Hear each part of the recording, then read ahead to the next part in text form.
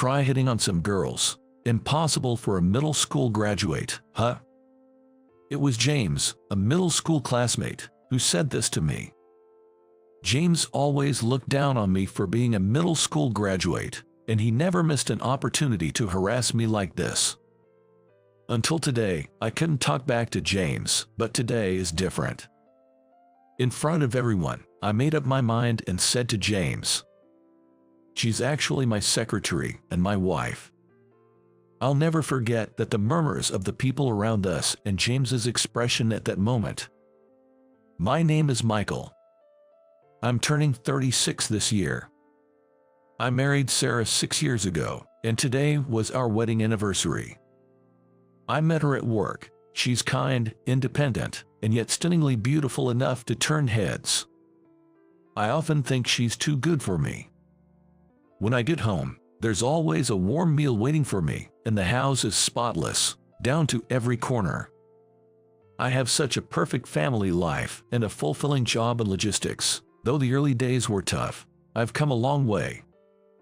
I lost my father when I was in the 7th grade of middle school, and then my mother collapsed from overwork. There wasn't much I could do back then, but by working right after graduating from middle school, I managed to support my mother somehow. I had a dream university I wanted to attend, but my situation made it impossible.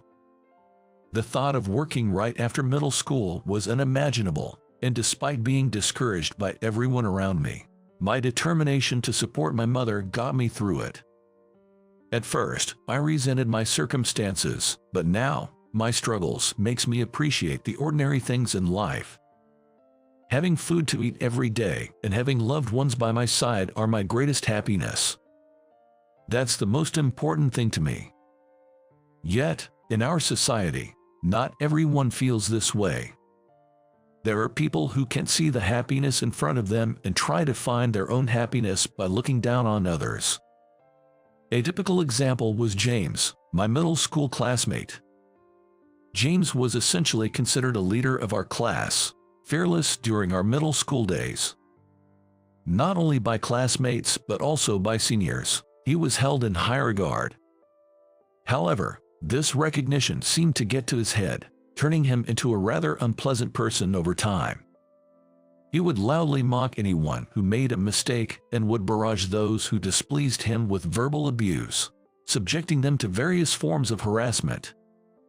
Luckily, I was a rather inconspicuous student, so I managed to avoid becoming a target of his harassment and lived peacefully throughout my 3 years of middle school. However, everything changed after graduation. Since I started working right after middle school and didn't have much free time to hang out with my classmates, I really wanted to attend the reunion. It was the only chance I had to interact with people of my age, and I wanted to catch up with my friends. 24 years after graduating from middle school, the reunion was organized. It was meant to be a gathering of my 8th grade class. Because I was in the same class as James for 3 years, he was also expected to attend. I naively thought that most of us are college students or working adults by now, so James would have matured too. On the day of the reunion, I arrived at the venue earlier than everyone else. While waiting for the others, I saw a man waving from a distance as he approached. "Hey, long time no see." The one waving was James. Since our middle school days, James had grown significantly taller. He has a slender body like a model. He was also wearing a suit and he looked very intelligent. "Wow, it's been a while. How have you been?" Of course, it seems like I'm the first one here. Although we weren't close in middle school, the reunion sparked conversations about the old days. Despite my previous feelings, talking to James as an adult made me reconsider maybe he wasn't such a bad guy after all. As we chatted, more and more classmates began to arrive. As we entered the restaurant reserved by the organizer, everyone started drinking at the signal for a toast. The reunion took place in a fairly spacious place with private rooms, allowing everyone to stand up and chat with various people. I was also catching up with classmates I hadn't seen in a while, but gradually the atmosphere turned to reminiscing about old time. By the way, Michael, what were you doing after graduating from middle school? Oh, I started working right after graduation. So, you're a middle school graduate. Actually, this wasn't the first reunion for our 8th grade class, but it was my first time attending. Therefore, almost no one knew what I had been up to since graduating from middle school. And the moment I mentioned I was a middle school graduate, James looked at me with a smirk. Being a middle school graduate is pretty bad, isn't it? We live in an era where educational background is highly valued. In contrast, I went to college and now work as a lawyer. James said it while showing off the badge pinned to his suit. I had heard rumors. James had gone straight to a prestigious university and become a lawyer. Lawyers can easily get women, you know. When I go to a group dating, I'm unstoppable. I'm thinking maybe I could take someone home tonight if there's a chance. Even though we've had a few drinks, this isn't the kind of thing you talk about loudly. Yet, James seems not to care about those around him at all, speaking loudly enough for others to hear. I see. That was all I could respond with. What's with that response? With that attitude, you won't be popular. I mean, being a middle school graduate, you can't be popular anyway. Whether I'm popular or not is beside the point. I'm married, actually. Then I showed off the ring on my left ring finger. Seriously, you can get married even as a middle school graduate. What kind of person did you marry? Someone much older than you, like your parents? James seemed displeased that I was married and started prying into details about my partner. However, since I don't really enjoy talking about my wife, I was just tuning out James's questions when he started saying this. You're not really married, are you? I'm married. I'm wearing the ring, aren't I? Maybe you're just wearing it for show. He seemed determined to believe I couldn't possibly be popular. I didn't mind him thinking that, but honestly, I wished he would stop bothering me. James seemed to want to talk about himself, not letting others get a word in, and gradually, our classmates moved to other seats, away from him. Being a lawyer is tough, you know. Every day I'm swamped with paperwork and defending clients. I hadn't handled a big case yet, but I'm sure my time will come. He boasted about his achievements and efforts. All he talked about were his own achievements and efforts, nothing but what could only be seen as bragging. By this point, the reunion was winding down, and everyone seemed to be pleasantly buzzed. James was probably drunker than anyone else in the room, as he had had plenty of beer and wine. He seemed bored with talking to me and moved on to our other classmates, who appeared quite annoyed by him. As the reunion came to an end, and we were all too tipsy to notice much, we left the restaurant. I followed my classmates out of the restaurant, and there was a car parked in front of the store. It was a large car, the kind that's referred to as a luxury vehicle, and it was drawing the attention of all my classmates. Wow, that car is amazing. Definitely a luxury car. What kind of job do you need to have to drive something like that? Then, the car door opened, and a woman stepped out. The woman had slender legs peeking out from her skirt, and long hair that flowed down to her waist, fluttering in the wind. The moment she stepped out of the car and took off her sunglasses, she revealed striking eyes that commanded the attention of everyone present. A truly beautiful woman. Whoa, that beautiful lady. I've never seen someone so gorgeous before. While my classmates were buzzing, the woman looked straight at me. Wait, is she looking at me? Could she have fallen for me? I doubt that, I replied. Don't be a buzzkill, and you, try hitting on her. Impossible for a middle school graduate, huh? It seems the word middle school graduate has become material for James to mock me with, and I've lost count of how many times he's said it just today. James is looking at me with a smug expression, nudging me in the ribs with his elbow. This reunion alone had given me more than enough unpleasant feelings. Moreover, due to him not having any cash on hand, I somehow ended up covering James's expenses. The alcohol made me bold, and I found myself saying something unexpected. "She's my secretary and wife, you know." The moment I spoke, James's eyes widened in disbelief, looking at me as if he couldn't believe what he was hearing. "What are you talking about? That joke isn't funny at all. There's no way someone like you could have any connection with such a beautiful woman. If you think it's a lie, you can ask her yourself." "Humph. Instead of that, I'll go and hit on her. Just watch, I'll definitely succeed." Ignoring my words completely, James walked towards the woman. He should have stopped, but why is he so confident in himself? Thinking James was foolish, I decided to watch how things would unfold. "Hey, gorgeous, what are you doing here all by yourself? What's your name? Are you talking to me? There's no one else as beautiful as you here. You were looking at me the whole time, weren't you? Perhaps it was love at first sight. Indeed, beautiful women know how to choose." The woman, with a troubled expression, conversed with James. "I wasn't looking at you, I was looking at my husband." "Husband? You mean you came to pick him up from the reunion?" "Yes, that's right." It seemed James was becoming a nuisance, and the woman's responses gradually became more curt. Feeling sorry for her, I decided to intervene. "Sarah, thanks for picking me up." James turned around to look at me, then back at the woman, his confusion evident. "What do you mean, Sarah? Explain this." "Like I said earlier, she's my secretary and wife."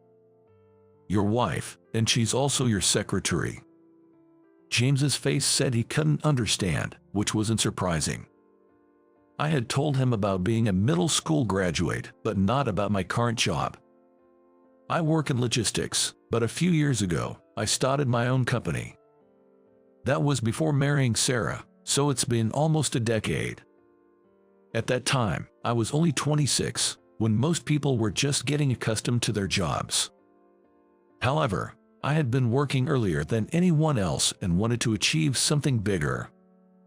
Using the knowledge and connections I had accumulated, along with my savings, I launched a shipping company. It was challenging at the start, and I couldn't afford to hire other employees, but I managed to keep it going, and now we're successful enough to employ staff. Sarah was hired as a secretary, but as we spent more time together, our relationship deepened, leading to marriage. That's why she continues to work as my secretary, even after our marriage. I explained this to James, but he seemed unable to believe it.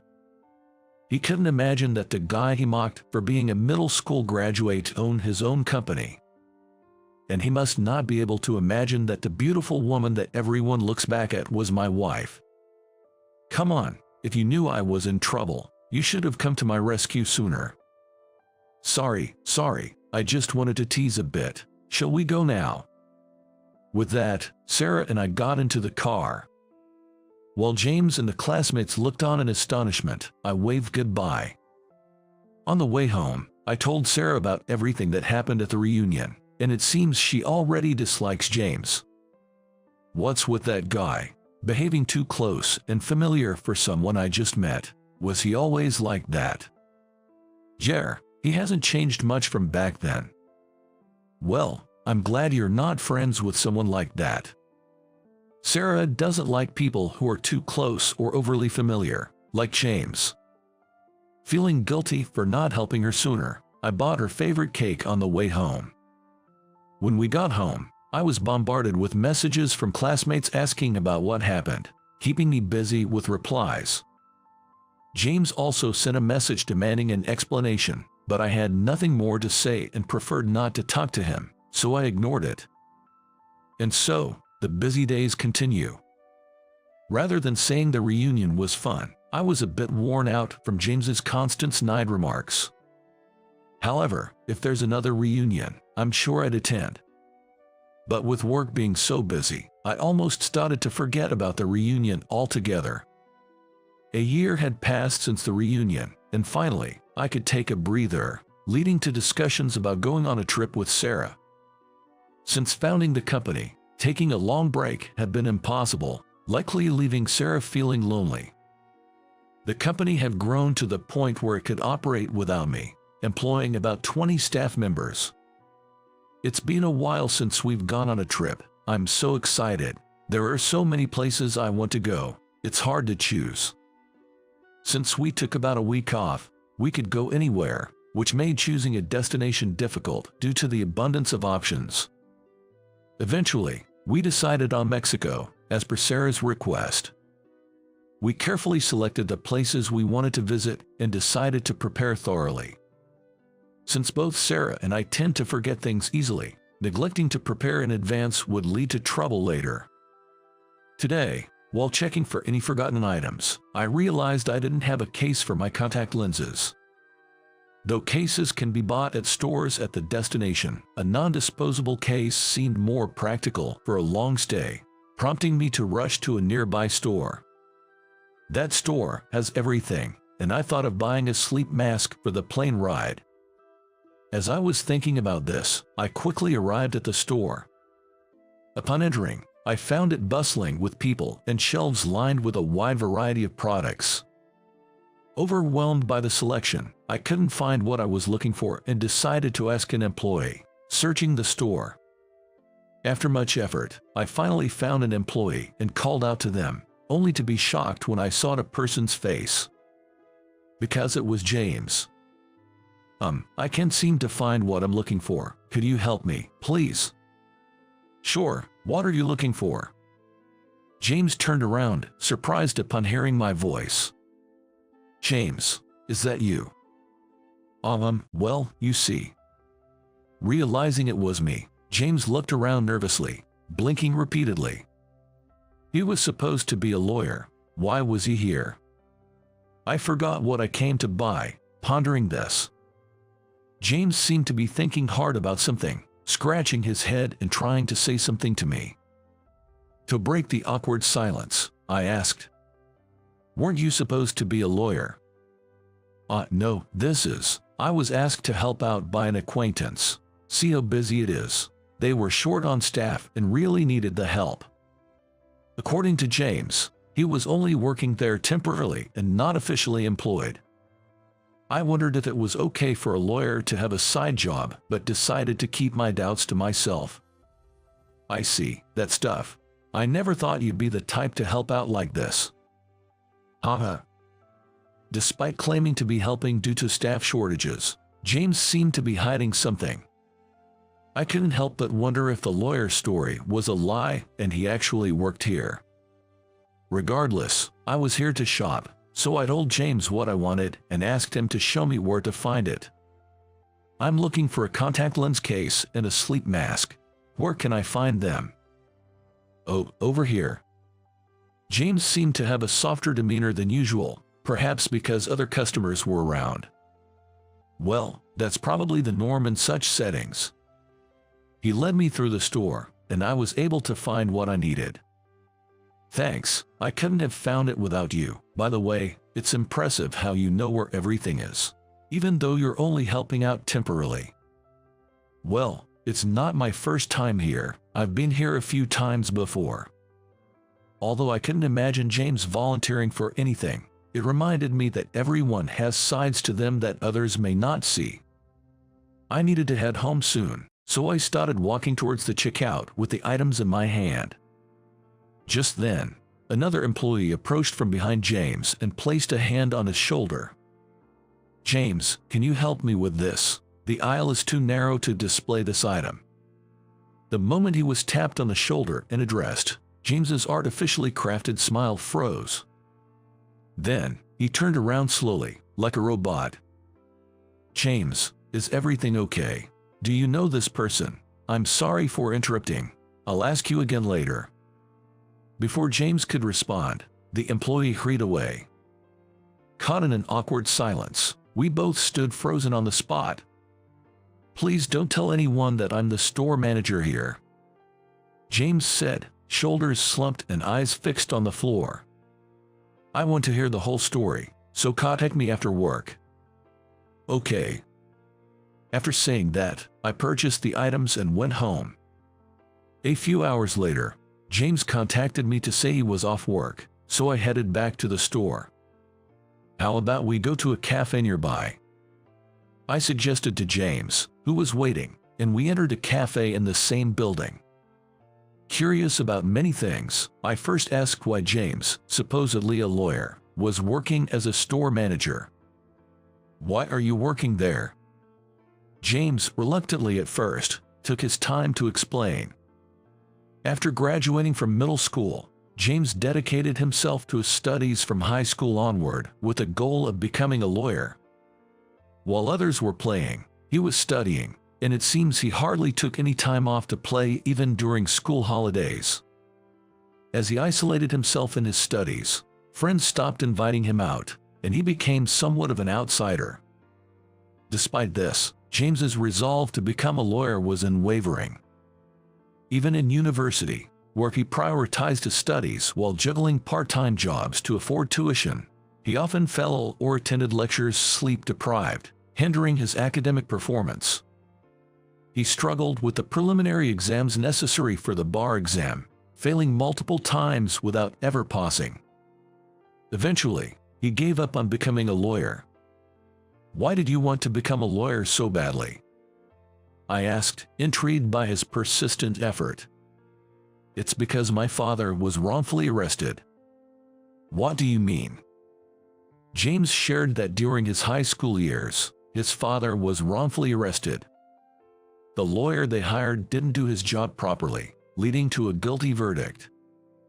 Though the actual time served was about 3 years, having a criminal record proved to be a significant hardship. His father lost his job and struggled to find new employment. Witnessing this, James was determined to become a lawyer to save others from wrongful convictions. Despite his efforts, he couldn't become a lawyer and ended up in his current situation after job hunting. There was no need to lie about being a lawyer, right? I had already told everyone. I couldn't admit I hadn't made it. I knew it was wrong, but I ended up deceiving everyone. James said, sipping the hot coffee that the server had brought him. I drank my tea, unsure of what to say. The James I knew was someone who used harassment and snide remarks, even looking down on me for being a middle school graduate at the reunion. "I understand how tough it's been for you, but why did you harass me?" I wanted to believe I was still better than someone. If there was someone below me, it was reassuring. "I'm truly sorry for that day. I won't ask for forgiveness, but I regret it." James apologized sincerely, leaning on the table in front of him. Owning a company, I believed I had a talent for seeing people's true nature. Yet, seeing James apologize deeply made me question that confidence. I might have been overconfident in myself. "Stop apologizing. I'm not bothered by it anymore. Just live without lying from now on." "I will." We talked a bit more and parted ways after about an hour. Later on, James shared his true situation with our classmates. They were shocked and confused by the deception but appreciated his honesty. Some who had disliked James now wanted to get closer, understanding his circumstances. Just when it seemed things were settling down, James faced the worst situation. He was laid off. The company, not just the store, had been struggling for a while, leading to the closure of all its outlets. Caught off guard, James hadn't been job hunting and was now unemployed, with a pregnant wife to support. Unable to stand by, I decided to call James out for a talk. "Hey, what are you planning to do from now on? You're going to have a child, right? You need to find a job quickly, don't you?" "I know that better than anyone, but no one will hire me. I have no idea what's wrong. I just can't do it anymore." James, once the center of attention, now couldn't lift his gaze, shoulders slumped in defeat. I decided to make him a proposal. "How about you try taking the bar exam again?" "Don't be ridiculous. It's impossible now. It costs money to take the exam, and I've forgotten everything I studied. I'll support you until you get your qualification. How about that?" Even I wasn't sure what I was saying, and I imagine James found it even more incomprehensible. Up to now, I have been focused solely on myself, never really helping anyone else. However, after learning about James's situation in detail, I felt I had discovered something I was lacking. At 26, I had started my own company and became somewhat arrogant as I began employing staff, but there were times when contracts fell through or we struggled to secure a project. I tried to find a cause but could never pinpoint it, leaving me frustrated. Sarah probably knew the reason, but I wanted to realize it on my own and thus didn't seek her advice. From James's situation, I learned I was lacking kindness. Focused primarily on profits, I had forgotten to be considerate of others, resulting in unstable business relations and unsuccessful endeavors. I realized something thanks to you. You can do more, James. With a chance right in front of you, is it okay to give up here? After pondering for a while with his head in his hands, James finally muttered softly, "All right, I'll give it another try." From then on, James dedicated himself to studying for the bar exam. I provided the necessary funds for the qualification and minimal living expenses. Friends asked me the reason I went to such lengths. Indeed, we weren't particularly close. In fact, I think I disliked James. From an outsider's perspective, it was hard to understand why I would help him to such an extent. Certainly, realizing something important for James played a part. But there was another reason.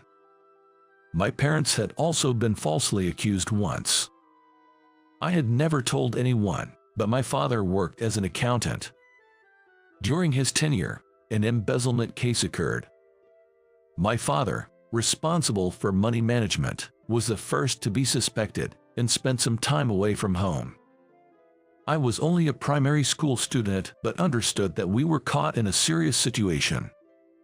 The stress from that time caused my father to collapse, and he never returned home. Seeing my past in James, I couldn't help wanting to assist him.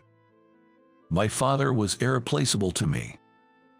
Despite being busy, he found time to play with me, and we never struggled financially until his passing. So, I understood James's situation well, struggling financially because his father couldn't find a job after being unable to re-employ. Eventually, James passed the preliminary examination with great effort, and he smoothly cleared the bar exam as well. On the day the bar exam results were announced, James was the first to contact me. "Hello, is this Michael? I did it, I finally passed. It's all thanks to you." "That's great, really great." Despite being adults, we both ended up crying over the phone. I remember going to a bar afterward and drinking a lot. I'm not much of a drinker, but I drank too much in my joy. Being unable to go home on my own, Sarah reluctantly came to pick me up by car, a bit resistant since I was drinking with James. But I thought her opinion of James would change once she met him now. I'm truly sorry for that time. I've been nothing but helped by Michael. I'll work hard to repay the favor, so please continue to take good care of Michael. Despite being drunk, James smoothly said these words in front of Sarah. I was a bit embarrassed but couldn't hide my happiness at his words. Sarah, trying to hide her embarrassment with a laugh, glanced at me and then spoke to James. "Of course, leave it to me." On the way home, Sarah mentioned that her impression of James had changed. Some time later, James offered to return the favor. I told him it wasn't necessary, but he insisted on doing something. "What do you plan on doing as returning a favor? Aren't you currently in trouble because you don't have a lawyer?" I heard from Sarah. "When did she?" In fact, there was an issue with lost cargo that needed to be transported, and we were in the midst of figuring out who was responsible.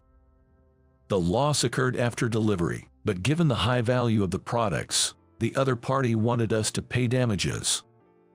However, without concrete evidence, the lawyers said there was little they could do, leaving us in a difficult situation. James asked to see the information we had stored on paper and computers, so I decided to hand over everything we had. After looking through everything, there's no problem at all. Michael, you haven't done anything wrong, so stand firm. True to his word, James proved our innocence and saved the company from a crisis. Thank you so much. It would have been tough if we had to pay compensation. It was tens of millions of dollars. Well, can I consider my debt repaid with this? Of course, if anything, you've done too much. Afterward, James became the dedicated lawyer for my company. He had just landed a job at a law firm after getting his license, but when I approached him, he immediately agreed to join us. Though we're still getting used to working together, I'm very happy to be working with James. There's still so much to learn, but I hope to grow with the help of those around me. One day, I suddenly fell sick and collapsed. Seeing this, my son Jake told my wife Sarah, "Mom, we need to take him to the hospital." Hearing this, Sarah uttered an unbelievable response. "I have a trip planned, so it's impossible." Lately, Sarah has been spending less time at home. It's been about half a year since I took over my father's job. With everything happening so suddenly, I worried I might be making her put up with too much. I desperately tried my best in both work and parenting. But eventually, I reached my limit and ended up in the hospital. After being unreachable for a few days on her trip, Sarah called, and when Jake answered, she asked, "Where's your dad?" Following that, Jake said something shocking. "My name is David. I turned 42 this year. I got married 8 years ago, and a year later, we had a child, living together as a family of 3. I work as a doctor, originally at a university hospital, but I admired my father's dedication as a local practitioner. Half a year ago, when my father fell sick and considered closing his clinic due to his hospitalization, I decided to resign from the university hospital and take over my father's clinic. He was happy about it. This led us to move from our apartment to my childhood home next to the clinic. The building is old. When I mentioned to my dad that we should consider remodeling it eventually, he told me to go ahead as we pleased. Even after the transition to my generation, the local community continues to rely on us, and I find my work fulfilling every day. Our child is a boy named Jake. I'm the one who chose his name. I want him to grow up to be a well-grounded and reliable person. Even though he's just in first grade now, he already expresses a desire to become a doctor and is learning German. Jake has far exceeded my expectations, becoming a very dependable son. Though he acts more mature than his age to the point of concern, seeing him covered in mud while playing in the park is a comforting reminder that he's still very much a child. My wife Sarah is beautiful but capricious. Lately, it's been troubling that she's not very willing to help with household chores or parenting. In the beginning of our marriage, we shared household duties and both engaged in parenting, but for the past 6 months, she has hardly been involved at all. Sometimes, she'll take Jake to the convenience store, but it's always me who takes him to parks and other play areas. I don't mind that, but since we've had fewer family outings recently, I suggested we all go out today. Hey, we haven't been out together much recently. How about we go out next weekend? You haven't been spending much time with Jake, have you? It can't be helped because I'm busy. Jake wants to go to the movies. How about we go together on weekend? After that, we can have dinner at a restaurant. The movies, huh? Sarah checked her phone briefly before replying. Well, I guess that's fine. I don't have any plans. Great. Jake will be so happy. Thank you. I'm going to take a bath and head to bed. Okay, got it. Sarah left the living room with her phone. I really want to talk more with Sarah. I want to go out and do things together like we used to. We used to talk about the future and go out together. But today was good. I'm honestly surprised because she usually declines my invitations. But I was so happy she agreed that I immediately told Jake, who was in his room. On weekend. Jake, are you ready? Yes, all set. I'm ready anytime. Great, we're just waiting on Sarah. Jake, where's Mom? I don't know. Ever since Jake started elementary school, he wanted his own room, so we've all been sleeping separately. I knocked on Sarah's room door but got no response. I knocked again and slowly opened the door. Sarah, are you here? When I opened the door, Sarah wasn't there.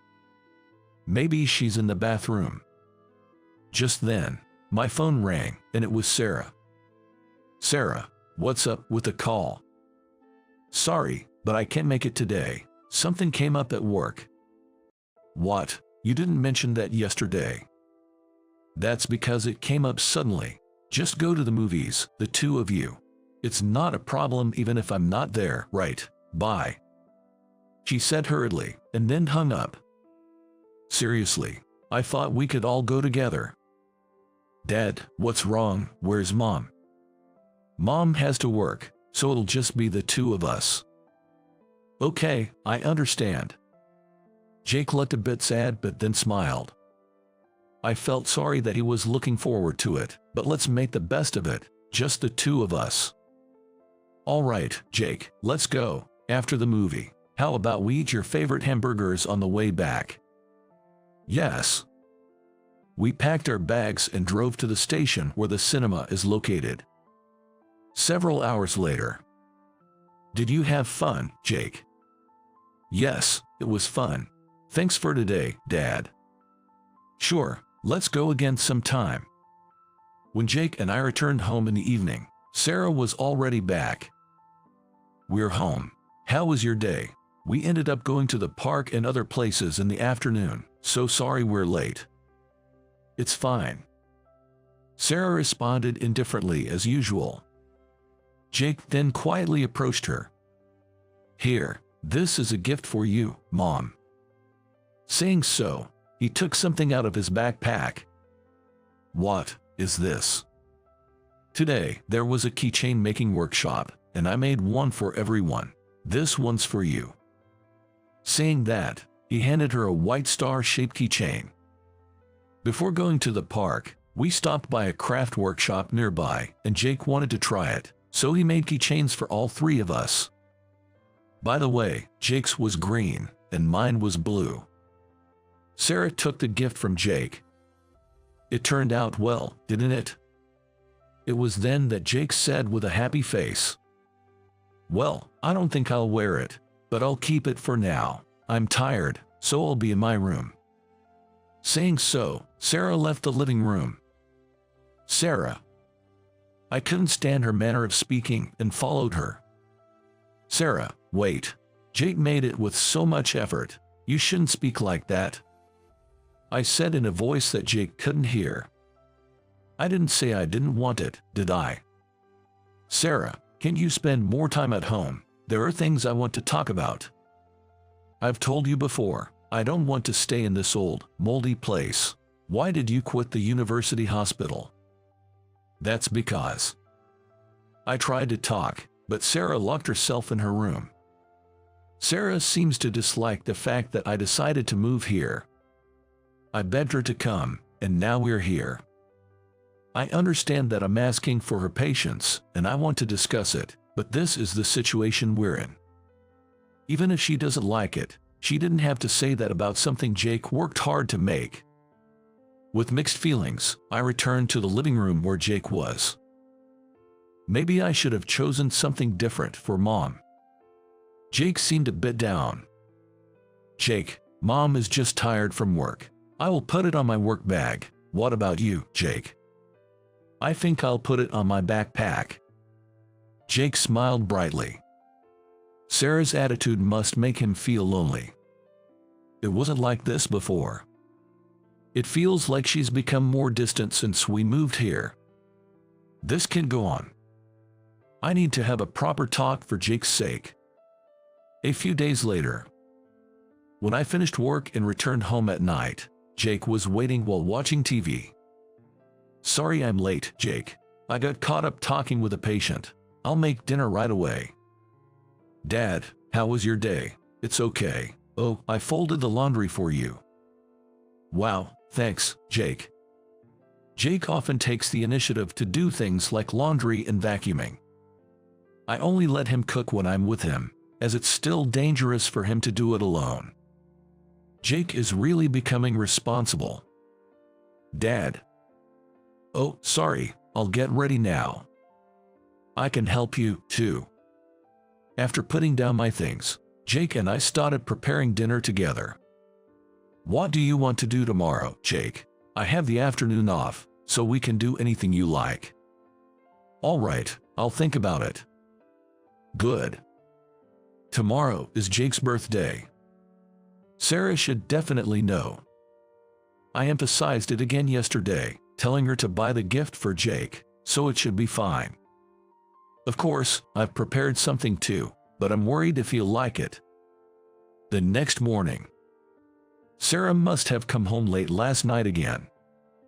I can hear some noise from her room, so she must be there.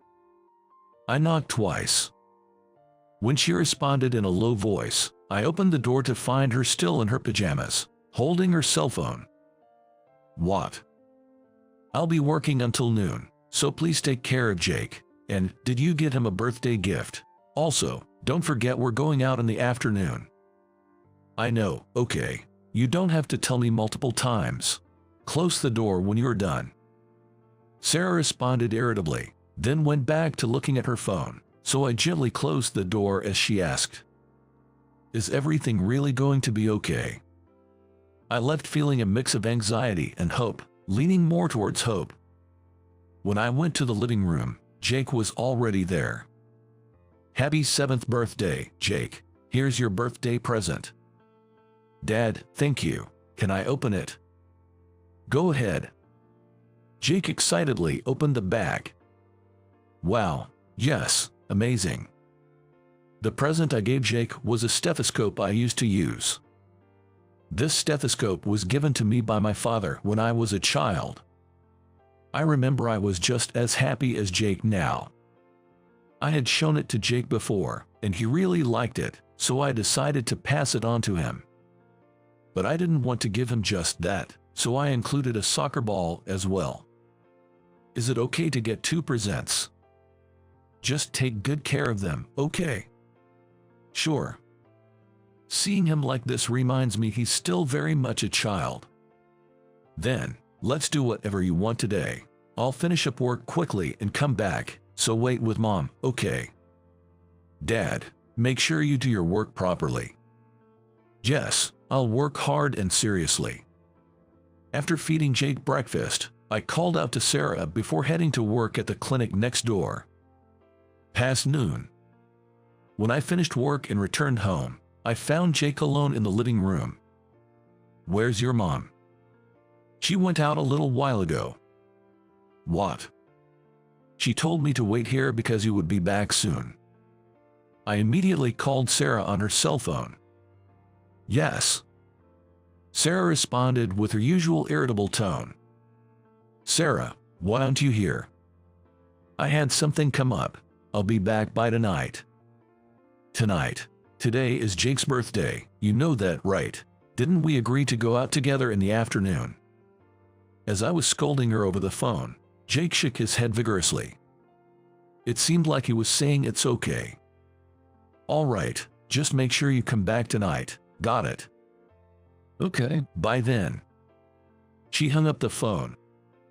I was frustrated, but today is Jake's birthday. I decided to focus solely on Jake. "Jake, what is your plan today?" "I want to play soccer, and I want to eat your hamburgers." "Is that what you want?" When I asked, Jake nodded emphatically. So, Jake and I spent the day doing things he enjoys, like playing soccer and visiting a bookstore. On our way back, we bought lots of foods like cake and chicken. When the hamburgers were about to be ready, I checked my phone to contact Sarah and saw a message from her. I'll be home by the end of the day." That's what the message said. Seeing that message somehow made me feel a wave of exhaustion wash over me. Jake, noticing something was off, spoke to me. "Dad, are you okay?" "No problem. The hamburgers are ready, so why don't we eat? We've got cake too." "Of course, I'll eat." Jake and I celebrated his birthday by eating hamburgers and chicken, and talking about school, soccer, and his language lesson. The next morning, I woke up just before noon, feeling exhausted. Oh no! I quickly got dressed and left my room, only to run into Sarah. "Sarah, what happened yesterday? Jake was waiting for you the whole time." "I came back within the day. You two were just asleep, weren't you? Besides, I'm in a hurry." Sarah rushed off to the bathroom in a flurry. I could only sigh in dismay. And I had a feeling that I was not in the best of health. When I slowly made my way to the living room, Jake was there. "Jake, sorry for my waking up late. You must be hungry, right? You could have woken me up." "It's okay. I ate some bread." "Is that so? Sorry." I felt guilty towards Jake. This had never happened before. I was about to make some coffee, pouring water into the pot to boil, when it happened. My vision blurred, and I felt so dizzy I couldn't stand. At that moment, I dropped the mug I was holding, and it shattered loudly on the floor. "Dad, are you okay?" The moment I heard Jake's voice, I collapsed. Dad, are you okay? Dad." "Jake, sorry. Call your mom." "Got it." Just as Jake was about to go get Sarah, the living room door opened and Sarah walked in. Jake quickly ran up to her and said, "Mom, we need to take him to the hospital." What's with the sudden?" Dad collapsed. "Help." In response to Jake's desperate plea, even Sarah would surely come to help.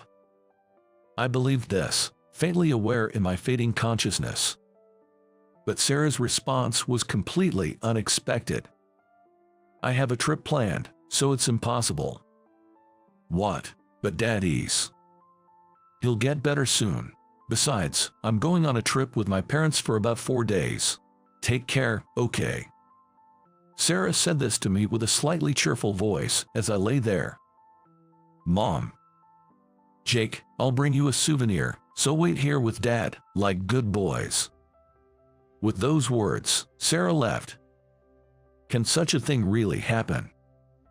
Leaving behind her husband who can't move and 7-year-old son. But right now, more important than anything, I need to let someone know, for Jake's sake. I pulled out the cell phone I had tucked into my pants, and at that moment, I lost consciousness. A few days later, I woke up in a hospital bed. Dad. Jake. Next to me stood Jake, a doctor, and a few of our neighbors. As I looked around, unable to grasp what had happened, the doctor explained to me.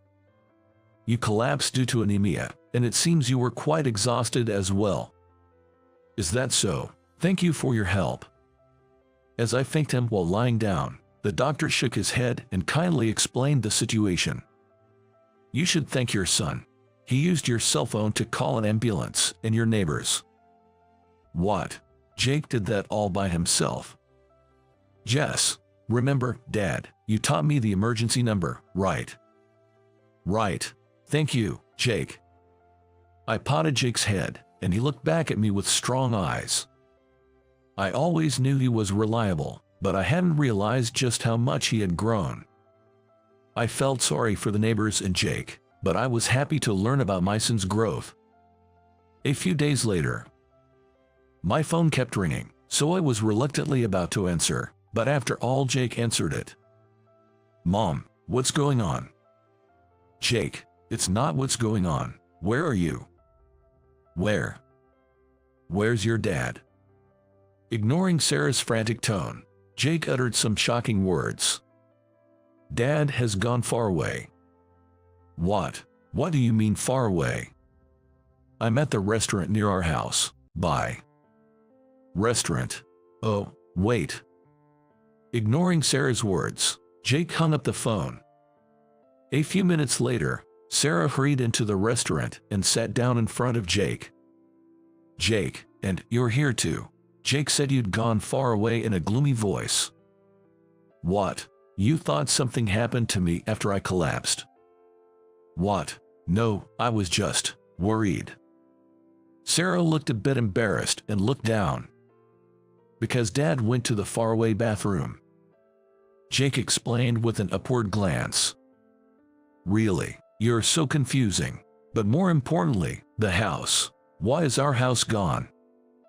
Sarah's panic was not just because she thought I had disappeared, but also because the house we had lived in was gone. Actually, I had been considering remodeling our house for some time. However, after discussing with my hospitalized father, we decided it would be better to demolish it and rebuild entirely, and he agreed, so we proceeded with that plan. I had wanted to discuss this with Sarah for a long time, but she never seemed willing to listen, so I kept it to myself. Well, it's going to be a new house. Amazing. You should have mentioned it. I'm totally surprised. Sarah, you are hardly ever home, right? Plus, didn't we discuss rebuilding the house someday when we moved here? Did we? So, when will it be ready? Sarah looked at me with a happy face. She's always been the type to wear her heart on her sleeve, so it's pretty easy to read her. I called neighbors who were with me at the hospital, and they came to the restaurant right away to take care of Jake for a bit. Well then, shall we have a serious conversation now? Oh, about the house for 3 of us. I think it'll be ready within 6 months. Really? But where's all my stuff? Did you store it somewhere? And why not in front of Jake? Well, the conversation we're about to have isn't suitable for Jake to hear. What's with that? You're speaking strangely. Sarah looked at me, puzzled. I've left your stuff at your young lover's place, you know. What? What are you talking about? There's nobody like that at all. I've checked everything, so lying won't work. What? Sarah changed her behavior drastically after we moved, suddenly becoming distant and unexpectedly busy with work, which was unlike her. I always felt something was off. Wondering if she was really busy, I asked my relative who works at the same place as Sarah, only to find out it seems that is not the case. Besides, I never thought Sarah would go on a trip with her parents. She used to say that her parents were quite strict and they hadn't talked much for a long time. Therefore, after I collapsed, I decided to reach out to her parents just once. As expected, they were at home and had no clue about Sarah's whereabouts, prompting me to immediately contact a detective agency to investigate. Just as I suspected, Sarah had another man in her life. It seemed like he was young. This is the evidence of that. Oh, how did it come to this without me noticing? I presented the documents and photos submitted as investigation results in front of Sarah. There was no way she could talk her way out of this. Seemingly thinking the same, Sarah deeply apologized. I'm so sorry. I lost my way. I promise I won't do it again. Please forgive me, okay? We're a married couple, you know. What are you talking about? You guys were together when your husband fell sick and even on Jake's birthday, right? Let's get divorced. A divorce? Wait. But didn't you just say we were building a house for the 3 of us? That includes me, right? Indeed, we were in the process of building a house for 3 of us. But Sarah wasn't included in that plan. When I said 3 of us, I meant me, Jake, and my dad. What? No way. The change in environment was really stressful for me. Yes, it was because of stress. You'll forgive me, won't you? Sarah sat beside me and, without caring about the eyes around us, she cozied up with a sweet, pleading voice. While it's true that I changed our environment, that's no excuse for betraying your family. I handed Sarah the divorce affidavit and said, "Sign here, now. I'll demand compensation from both of you. and I'll take custody, so I'll be asking for child support too. If you don't agree, I'm prepared to take this to court, whatever it takes." "No way." Understanding I was serious, Sarah, with tears streaming down her face, signed the document with shaking hands. Soon after, we officially divorced, and I was able to secure child support. Sarah found it difficult to stay at her job after this incident became known at her workplace, leading to her resignation. With nowhere else to go, she turned to the young man, but the man, furious about being sued for compensation because of her, kicked her out along with her belongings. Unable to secure a full-time job, Sarah now juggles part-time jobs, living quietly in an old apartment. I know this because Sarah insisted on giving Jake a birthday present, so I arranged a meeting at a restaurant. Just a month later, she looked completely different, her hair unkempt and her frame even thinner. "Jake, sorry I'm late. Happy birthday." With those words, Sarah handed over the gift, and Jake silently accepted and opened it. Inside was a black bag. "Do you like it? You're in elementary school now, so I chose something a bit more mature," Sarah asked in a soft voice, to which Jake replied loudly, "I don't think I'll use it, but I'll keep it." "What? Oh, Jake." "Dad, let's go home." "All right, let's go." Sarah was stunned by Jake's unexpected response. Jake and I left the restaurant, leaving Sarah behind. A husband and wife are originally strangers to each other. When two such people marry and have children, living together, there will inevitably be many things that don't go as planned. This made me think anew that couples and families must help each other to continue. 6 months later, our new home was completed. My father was discharged from the hospital and seemed to be in good health. Wow, it's beautiful. Yes, I'm glad we decided to build a new house. From now on, it will be just the 3 of us men living together. There might be challenges, but believe we can live by supporting each other and working together. All right, I got to keep working hard. Go for it, Dad. Around Jake's neck hung the stethoscope I had given him, a symbol of encouragement. I made a firm pledge to myself to continue working with pride and compassion in my medical profession, to be a doctor and a father Jake can always rely on, instilling in him the belief that a career in medicine is noble. Get out of my daughter's luxury apartment, you poor thing. My mother-in-law, Iris, came to our place and said that, harassing me in various ways. Iris seems to believe that it's only right for her daughter to live her life exactly as she wishes. As a mother who raised her daughter single-handedly, I can somewhat understand her feelings, but it's no excuse for her to harass me. The removal workers will be here any minute. When I told Iris that, it happened just as I said. The removal workers arrived and started taking things out. Watching things being carried out of my room, Iris turned pale, but the fact that those are moving to another room in the same apartment seemed to crush her even more. Tiffany and I started explaining about a certain person to Iris. I hope this wakes Iris up. My name is Michael Johnson. I'm a 38-year-old man with a decent fortune. Growing up, my family was quite poor, so having 3 meals a day was nothing but a dream. I only have painful memories of the times when the delicious smell from the neighbor's house made me realize it was mealtime. As a child, I used to blame my parents, wishing I was born into a normal family. Looking back, I realize it was cruel, but I was just a kid who couldn't yet understand other circumstances. Normally, I would have expected a scolding for such remarks, but my parents never got angry with me.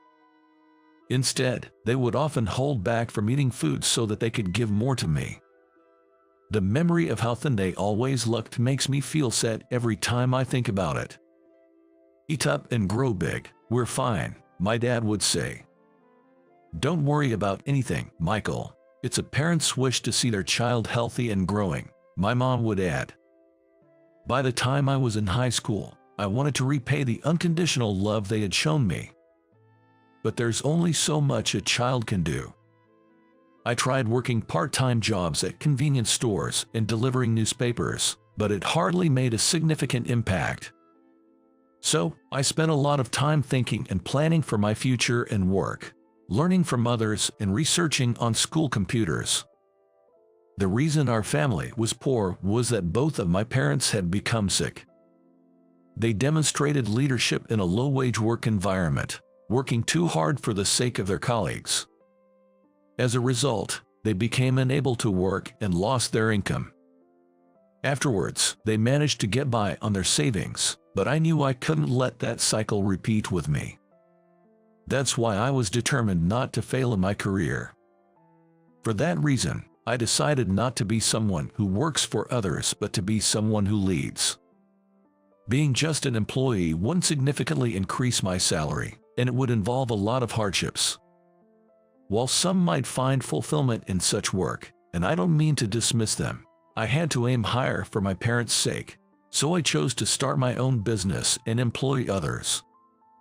Once I made that decision, I worked tirelessly, taking on multiple part-time jobs to save up capital for my startup. A few years after graduating high school, I established a food company, expanding its scale through strategic thinking. My smooth progress was probably thanks to networking through social media since my student days and creating a website, among other efforts. Though there were tough times, my company grew steadily. By carefully researching and catering to current trends like natural ingredients and health consciousness, I guess I've become quite successful. Now, my company has grown to such a scale that there's hardly anyone in the area who doesn't know about it. It now stands shoulder to shoulder with major corporations. Caught up in my work, when I finally took a moment to reflect, I realized I was in a position others might envy. I live on the top floor of a high-rise apartment, and I have a beautiful wife. Though there used to be no people who would call me a bottom dweller, they are also nowhere to be found now.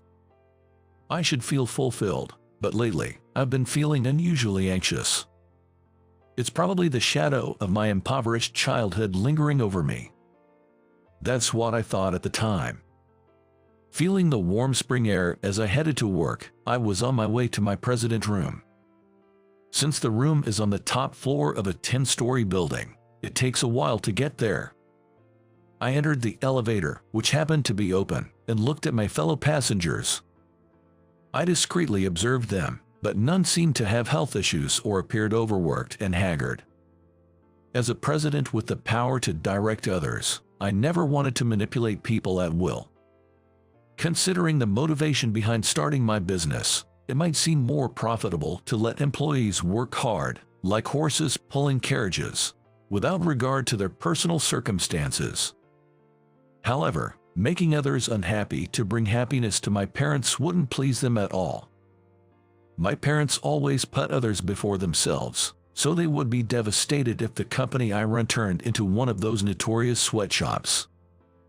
Therefore, as someone in a leadership position, I must care for my employees to ensure my parents' happiness with honest earnings. While pondering these thoughts, an employee exclaimed, "Huh!" Looking over, I saw the male employee tilting his head, staring at his hand. I wonder where I got this injury. Strange.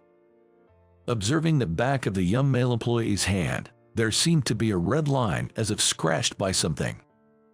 Perhaps the wound had opened while he was walking, as a bit of blood was starting to seep out.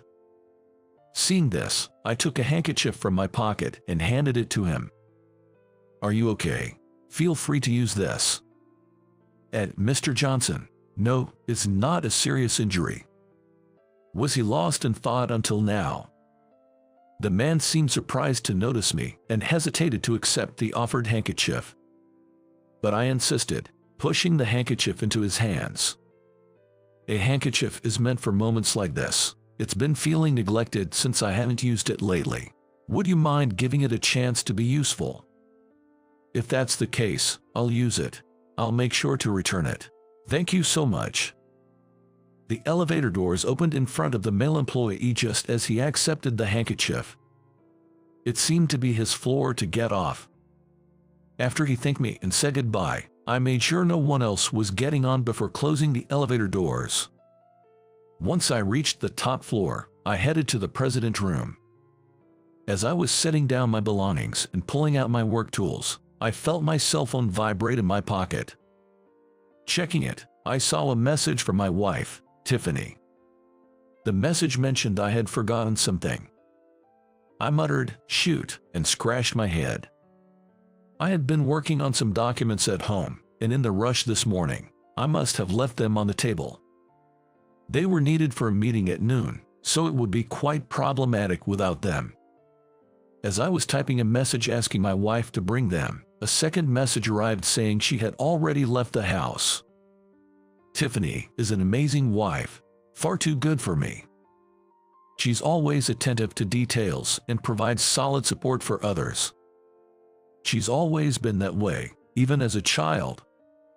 Living nearby, she would notice whenever I was hungry and would share her snacks or invite me over for a meal with her family's leftovers. This kindness continued even through middle and high school, which is why I proposed, wanting to make such a kind person happy. I confessed my love right after graduating from high school, at a time when I hadn't yet fully escaped from poverty. Yet, Tiffany decided to walk through life with me, which is quite astonishing. I was thrilled she accepted my proposal, but I still wonder why she chose me. I hope she'll tell me one day. While picturing my loving wife's face and checking my schedule, I organized my tasks. I remembered that we had planned a home party in a few weeks, inviting acquaintances, so I needed to start preparing. It will be a fun time, inviting many friends from high school and others I'm still close with. Feeling excited about the party, my secretary, Amy, came into the room. "Your wife called earlier. I'll take care of the forgotten item, so please focus on your work, Mr. Johnson." Tiffany also knows Amy's phone number. I registered it after my phone was ruined by water damage once. Being the president, it's critical to be reachable in emergencies. My apologies for the trouble. It's part of my job, please don't worry about it. I consider myself experienced at work, but I've been making small mistakes lately, so I need to stay focused. Recently, I nearly lost some documents in a panic and accidentally broke some work equipment due to carelessness. It might be due to some minor issues in my personal life. My wife, Tiffany, has a mother named Iris. Iris, who is my mother-in-law, has been showing up frequently lately, which is quite draining. Even when I ask her reasons, she just says she wanted to see her daughter, leaving me uncertain about the correct way to handle the situation, which is the scary part. I can't directly tell her that her presence is causing me to make mistakes at work, so it's been a constant worry. "Mr. Johnson, you're holding your pen upside down." My apologies, I was lost in thought. Since she's Tiffany's mother, I'd prefer to resolve things amicably, but I wonder if my wish will come true. Then, a few days later, while relaxing in a room on an upper floor of the high-rise apartment, Iris paid us another visit. Just the thought of her coming over again so soon was disheartening. Iris tends to fuss over the smallest things. If she sees me zoning out while Tiffany is doing chores, she complains that I'm letting her do all the hard work, and if Tiffany isn't dressed up, she insinuates that I'm not earning enough to afford decent clothes. Having to politely refute or explain each time is honestly tiring. This situation could end up overwhelming me. So, Tiffany, understanding how I feel, tries to reason with her stubborn mother. "Mom, please don't come over so much, I'm fine," Tiffany pleads. "What are you talking about? You're my precious daughter." Of course, I get worried. Do you really want to push me away even though I love you this much? Whenever Iris talks tearfully about her deep affection for her daughter, we've had no choice but to give in. "After your father passed away, I worked hard to raise you all by myself. Raising you alone was incredibly challenging. I appreciate that, But I'm not your puppet. I have my own life. I want to live it my way. You say that, but living your way will lead you to a hellish end. If you'd just listen to me, you could be happy. Don't stay with such a poor man. Listen to me instead. Their arguments always end in a stalemate.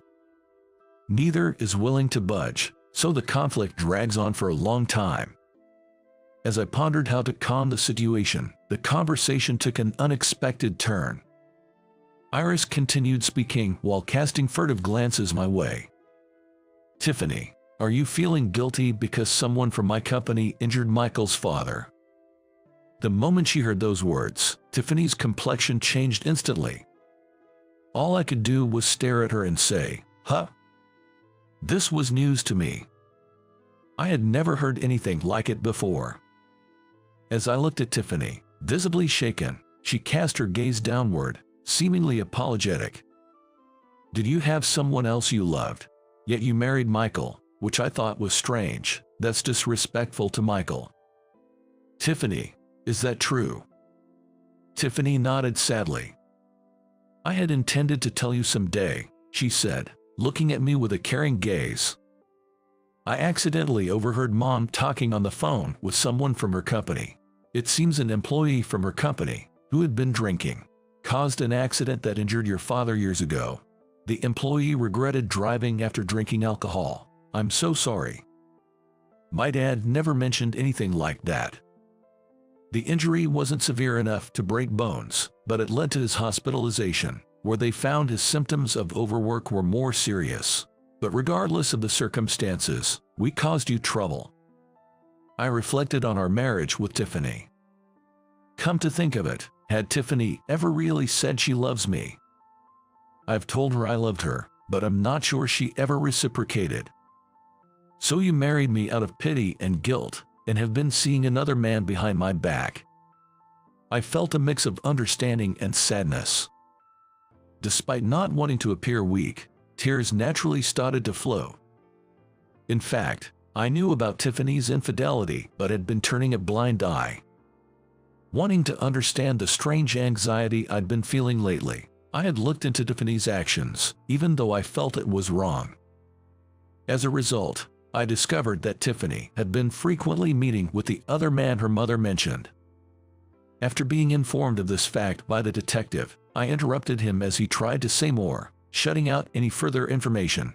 So I don't know the details about the other man. I had a handkerchief in my pocket, but using it felt like acknowledging the reality that I had cried, which I disliked. I'm sorry. That's all I can say right now. You must hate me, don't you? The shock was too great, leaving my mind unable to function properly. There were many things I needed to consider, but I couldn't organize my thoughts properly. So, the words I managed to muster up were few. I've always seen you as someone precious to me, given all the support you've provided over time. I never wanted our marriage to be based on such circumstances. Whether these were the right words to say or if there were others, I couldn't tell. I tried hard to think, but my mind seemed to have failed me. A dark atmosphere filled the room. Yet, amidst this, Iris, with a smirk, began to speak cheerfully. It seems I'm in the way. You must have a lot to discuss, so I'll take my leave now. I wanted to hear about it from Tiffany herself, despite having my own thoughts on the matter. I clenched my fists and headed to the entrance to see Iris off.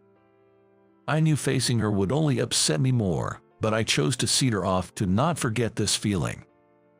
Iris's actions, speaking carelessly about things that would hurt others just because things weren't going her way, infuriated me.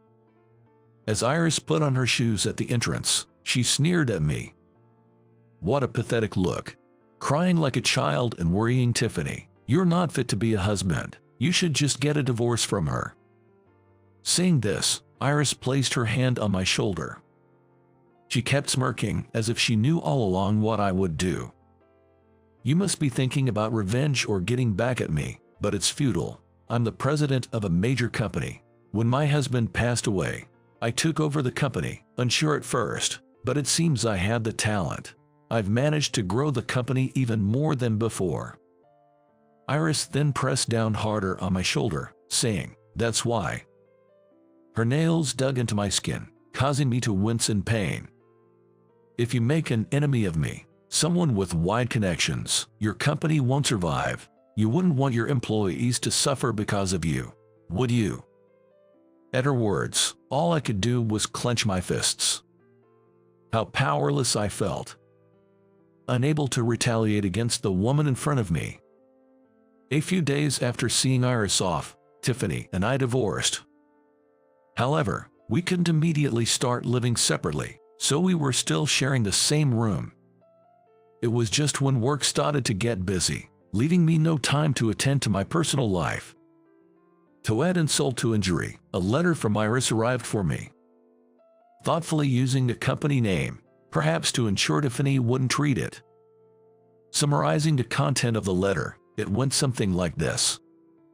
It stated that a person who was once poor will always remain so, and no matter how much he tries to improve his appearance, his true nature cannot be changed. And the final blow was this line. "Get out of my daughter's luxury apartment, you poor person." The straightforward message was infuriating. However, it was only natural that I would have to leave. This is because Tiffany has been paying for most of the rent for this high-rise apartment. Though Tiffany was a housewife, she had a decent income from introducing products on SNS. So, we had agreed that she would pay the rent instead of me covering her living expenses. I had accepted this arrangement, so it was only natural for me to be the one to leave. A few weeks later, as work finally gave me some breathing room, I began the moving process. Packing and arranging for removal workers was challenging, but with Tiffany's help, it went smoother than expected. Our relationship had become strained since then, but we could still talk normally when necessary and had thoroughly discussed our future. Even when she fell ill with a fever a few days ago, we cooperated and took care of each other. Despite our ability to care for each other so much, why did we have to divorce? I couldn't help but be plagued by this question. Every time, numerous questions I wanted to hear directly from Tiffany's mouth arose. What kind of person did she fall in love with? Would that person genuinely make Tiffany happy? But I was afraid to ask, fearing the answers might reveal someone better than me. If the person was indeed more outstanding and faultless, I might not be able to accept being left for such a reason. With that in mind, I had no choice but to keep quiet.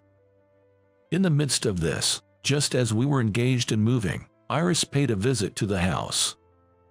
"So, you're finally leaving this place," she remarked. "Not yet. There's a lot of stuff, so this is just the beginning.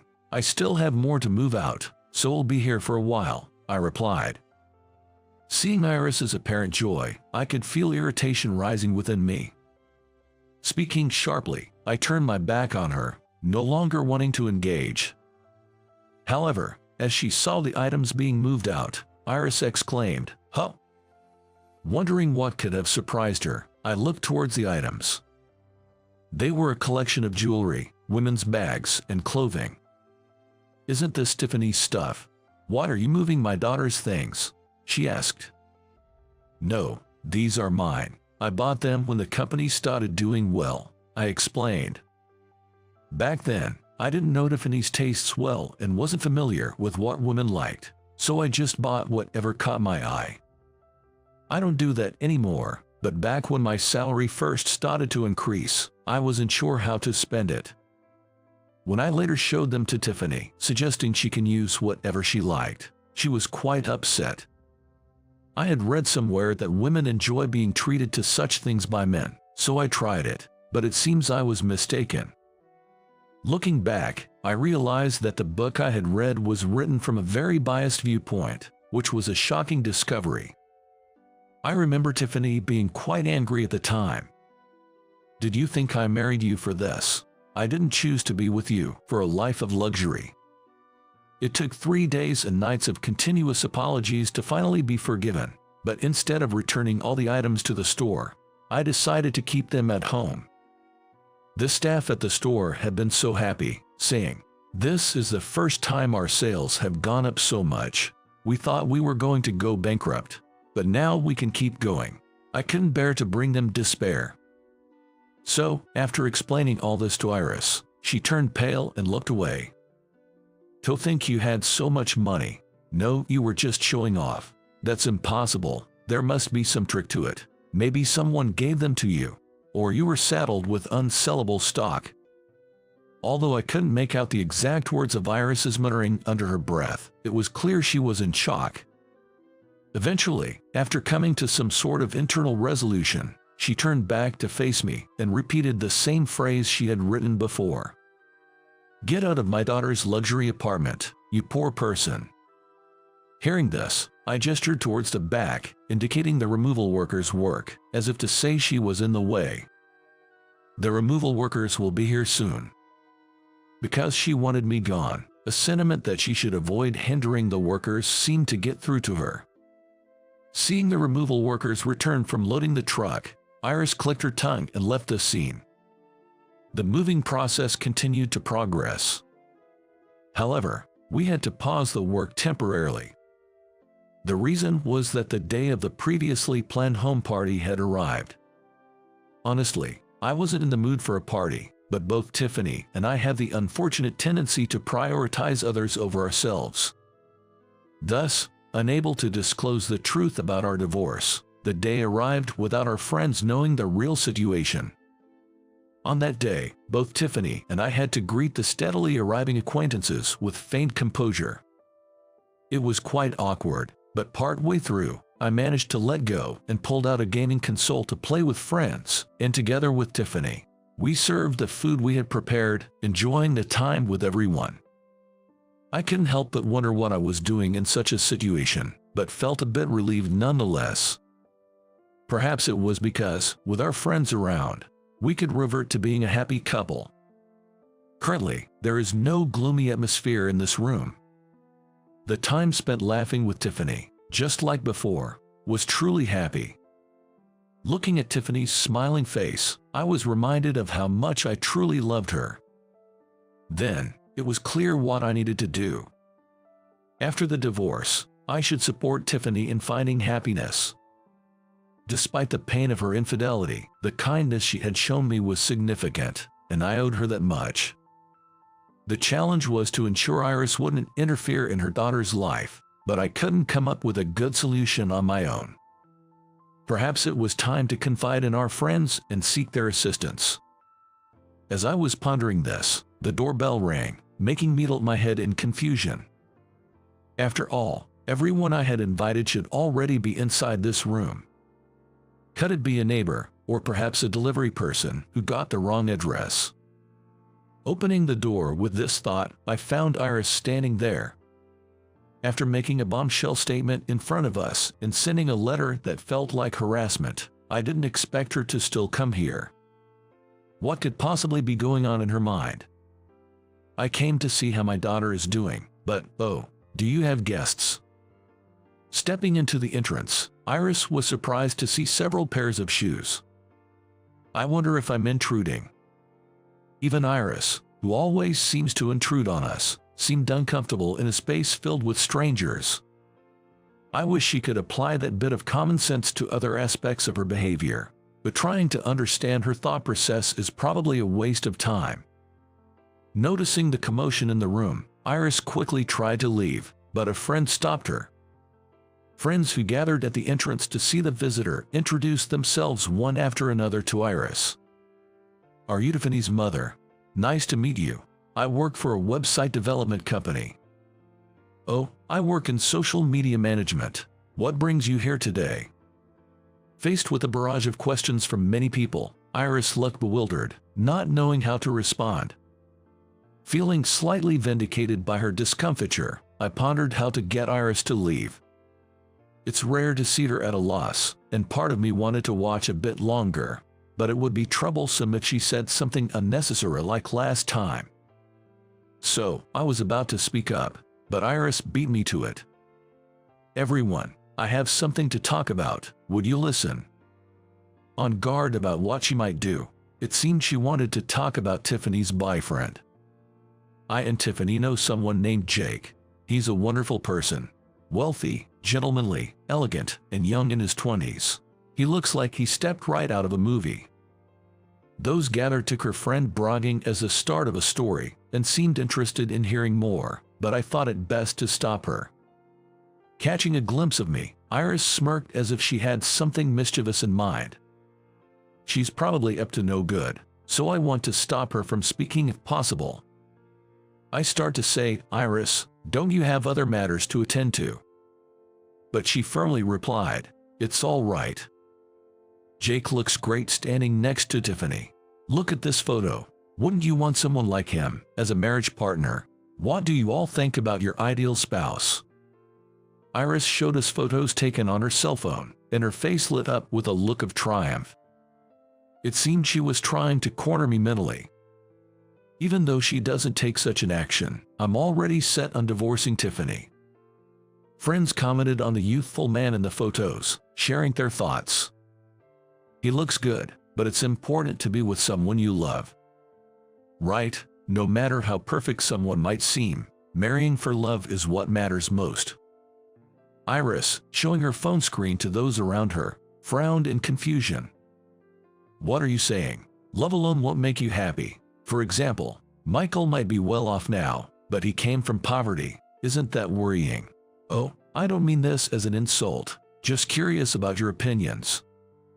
Seeing that the conversation wasn't going as she had hoped, Iris expressed her opinion with a dissatisfied look on her face.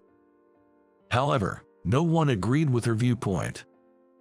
Life is unpredictable for anyone. If that's the case, it's best to be with someone you love.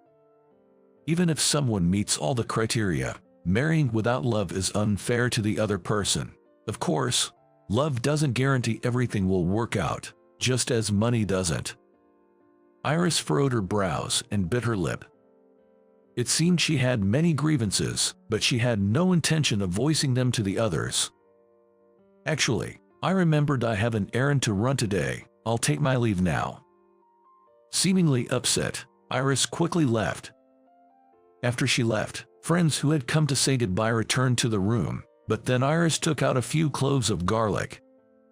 Well, I should be going, but Michael, you really should think about Tiffany's happiness and leave her as soon as possible. After saying this, Iris put the garlic inside my shoes and threw some toward me before leaving the entrance. Witnessing her blatantly obvious actions, I was paralyzed and couldn't move. As a result, the clove of garlic hit me. It was amusing to see Iris at a loss for words and flustered by my friend's ribbons, but the price with being hit by the garlic was disheartening. Tiffany, who had stayed behind instead of following the others, hurriedly asking me whether I am okay or not with an apologetic look. "I'm sorry about my mother. It's not your fault. I should have moved, but I was too stunned to react." After picking up some cloves of garlic, I sighed and headed back to join my friends. Joining the circle of friends who were chatting a few minutes later, I received curious looks. A clove of garlic still in my hair drew wide-eyed stares from my friends, but unable to explain properly, I mumbled something vague instead. Curious about the images they were looking at on a cell phone, I quickly changed the subject. "What's that?" Upon asking, it turned out they were looking at images on Jake's social media. They got curious because of what Iris had said and decided to check it out immediately. The face on the cell phone screen was indeed the same one Iris had shown us earlier. He seemed to be quite wealthy, with numerous luxury items and travel photos on his social media, including several shots of a high-end room filled with elegant furniture. However, something about those photos felt off to me. It was a room I recognized all too well. My friends seemed to notice it too. Tiffany addressed me as their spokesperson. "Michael, isn't this one of the rooms in our apartment building?" "Yeah, I remember it from helping another resident move. I've been inside that room." Our building's interiors vary slightly from floor to floor and room to room, so no two are exactly alike, but the basic layout is the same, which is why it clicked. "Hey, someone's posted something strange on this guy's social media. a friend pointed out.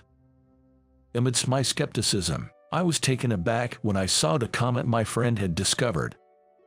It contained crucial information about Jake's true identity. I rushed after Iris. Fortunately, she hadn't left the building yet. I managed to catch her at the entrance. "What's the matter? You seem in such a hurry. Did I forget something?"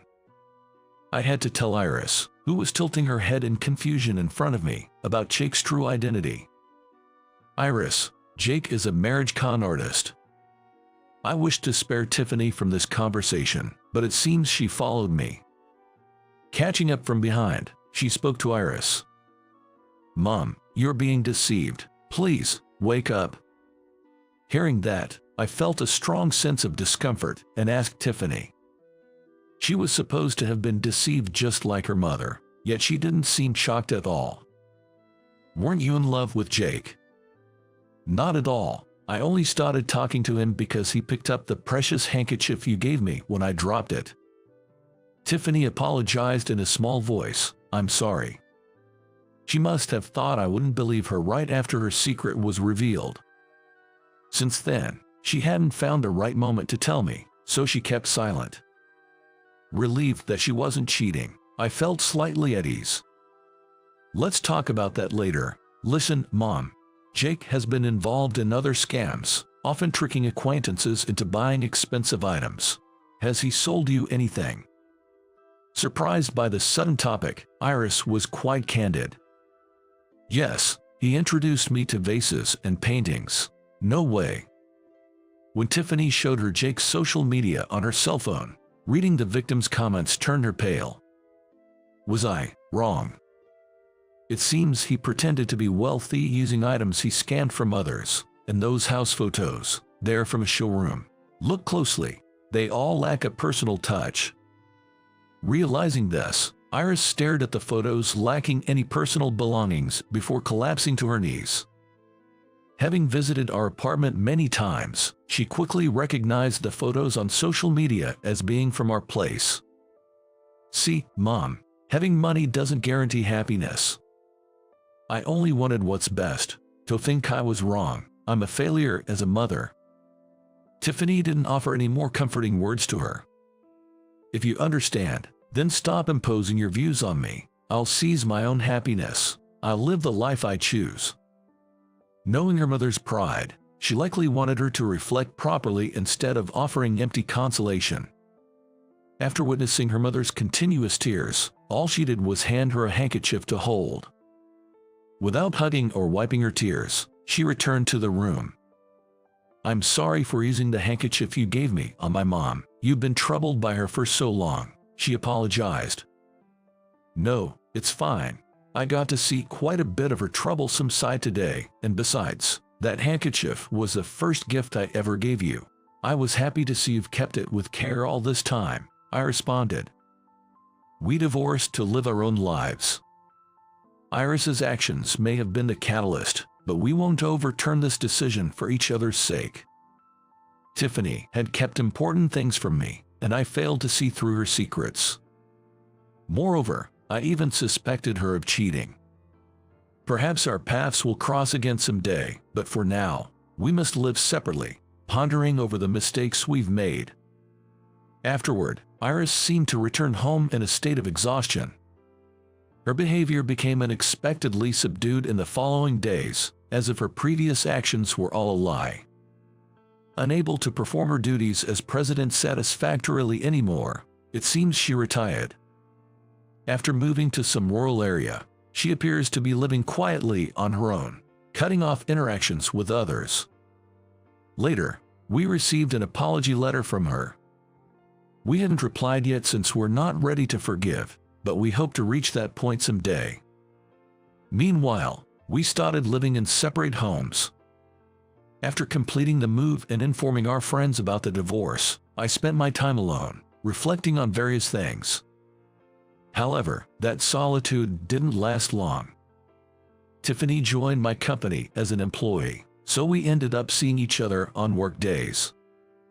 Our relationship as boss and subordinate was different from before, but those days weren't too bad. I was surprised when she eventually took over Amy's position as my secretary after she left, but even so, we enjoyed our days together. Tiffany, always attentive to details, excelled at supporting others.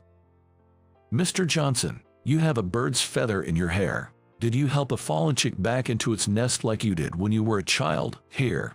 It's gone now, she noted. Thanks. I hadn't noticed, but it's surprising you remember something from so long ago, I remarked. Our relationship may have ended, but I cherished every moment spent with you. They're all precious memories to me. Oh, and you're holding your pen upside down, she pointed out. Thus, she continued to assist me in my daily work. On my next day off, I plan to take my parents on a trip. I'm also planning to rebuild their house, which will be busy but something I look forward to. Despite the hardships and pain, knowing that collaboration can help overcome challenges, I decided to always value the connections with others, no matter what form they may take. Stupid brat, just stick to your work. Look at this bus seating chart. You don't have a seat. I submitted the attendance with you marked as not participating. You're better off surrounded by new cars at our dealership, aren't you? I'm pretty thoughtful, huh? During the company trip organized for the new employees, I found out I was the only one without a seat on the bus. When I confronted my manager, Ken, he scoffed and said that to me. I will enjoy it instead of you. To add insult to injury, that's what he said, further shocking me. Since it was too late to make a new reservation to join the company trip, I had no choice but to reluctantly return to the dealership. However, later on at the luxury hotel where the company trip was taking place, the president was frantically asking the arriving employees, "Has anyone seen my son? My name is Kyle.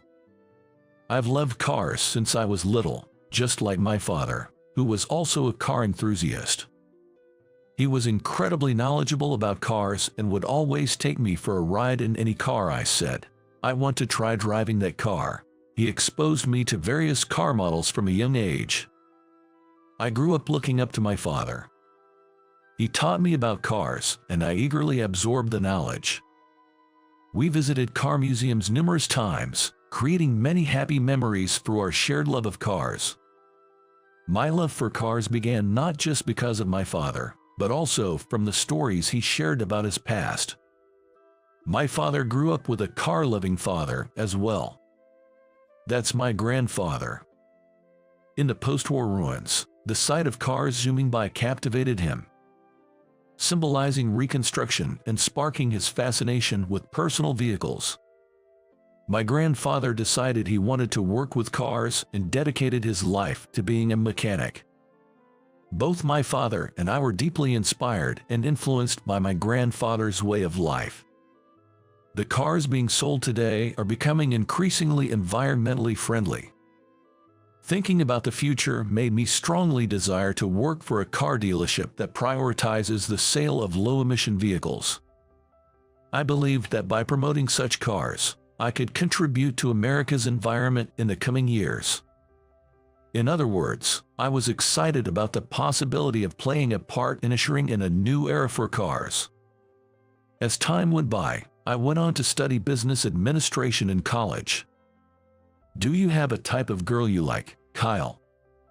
A type I like? No, not really. I'm often told that I carry myself with a lot of confidence. A few girls ask me out, and not to brag, but I've been quite popular with the ladies. However, throughout college, I didn't really focus on dating, just concentrated on my studies and part-time jobs. In the lab, my passion for cars shone through in my research on the future of cars and the economy, earning me the departmental award. I simply love cars, and no amount of knowledge ever seems enough. So, it wasn't so much that I couldn't slack off in my studies, I just couldn't.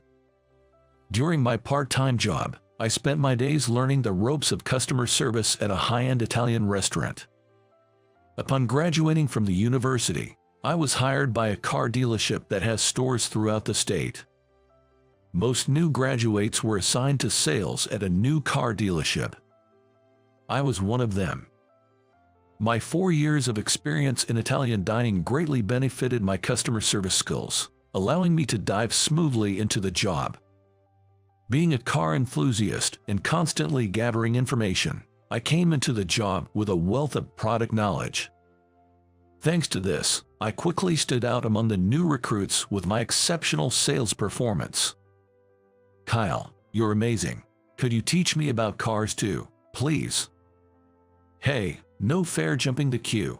Kyle, teach me too." Of course. My hard-working nature won me a lot of affection from my seniors. Some of the seniors, close in age to me, even came to me for information on new cars.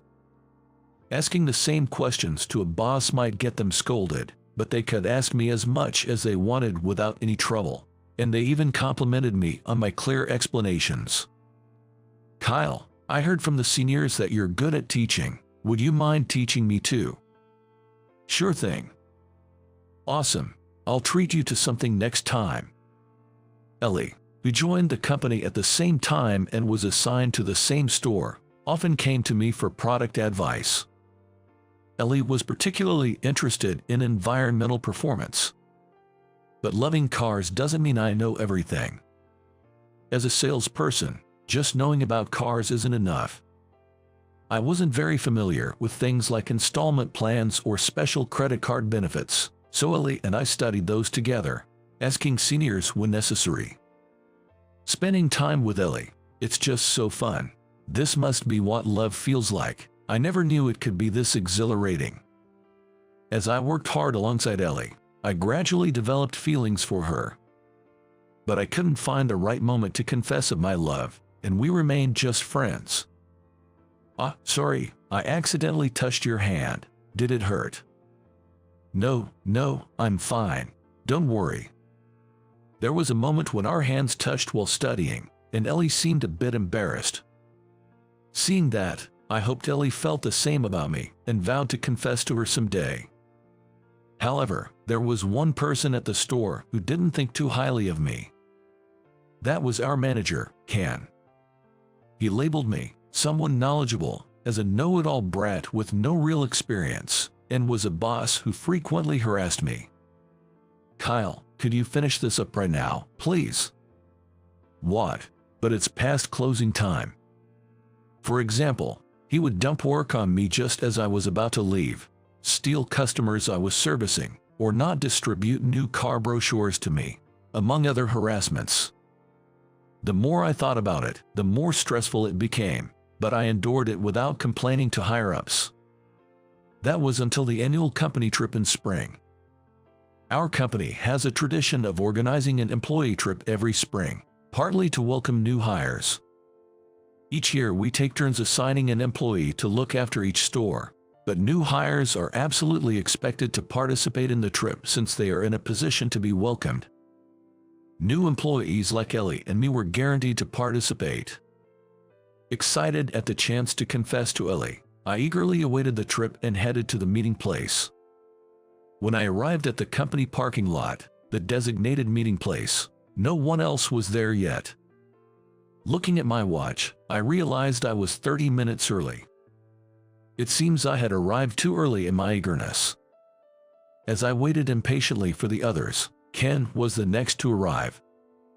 Despite the numerous harassments I had endured from Ken, I naively thought he wouldn't harass me on the day of the employee trip, so I cheerfully greeted him with a good morning. However, Ken's response left me speechless. Upon noticing me, Ken immediately flashed a distasteful grin and flaunted a document in front of me. I had a bad feeling about this. "What are you doing here? Get back to work, brat. Take a look at this bus seating chart. You don't have a seat.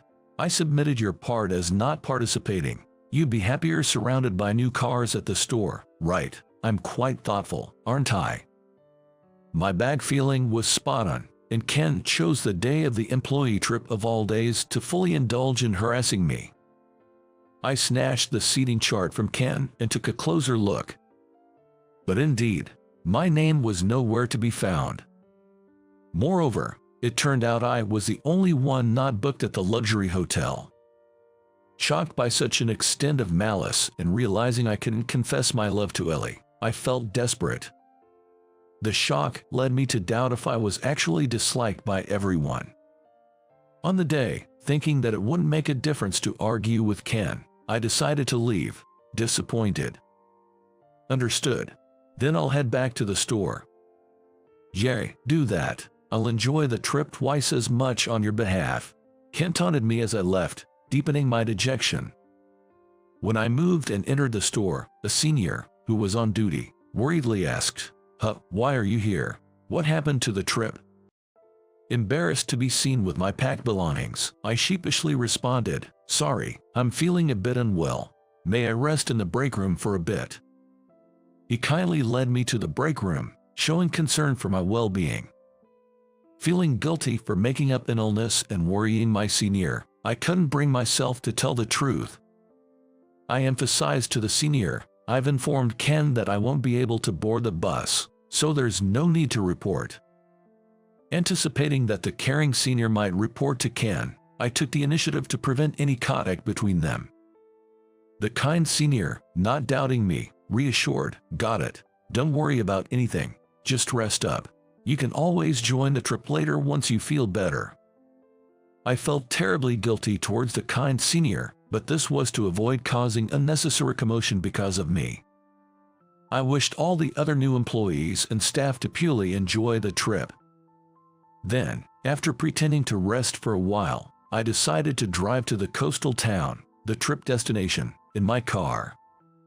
I resolved to pay my own way to stay at the same hotel as everyone else. Before setting off, I inquired with a luxury hotel about any last-minute availability.